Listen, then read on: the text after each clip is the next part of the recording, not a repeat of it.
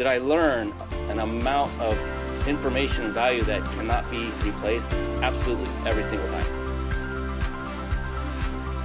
Working hard isn't, although it's what we're taught to do, it's not all it's cracked up to be. Working smarter, not harder. How many times have many of you heard about that? Mike loves helping people, and he has ways and means to help you if you so desire. I'm always grateful for wherever I'm at, and I practice a lot of gratitude. But if you were to pick one favorite aspect of being an entrepreneur, what would you say that was? Nobody thought I'd be successful. I didn't even think I'd be successful. So if I can do it, anybody can do it. I wasn't born with any special gifts, but everything is learnable. Mike's done it, I've done it, and now you can see the result is success.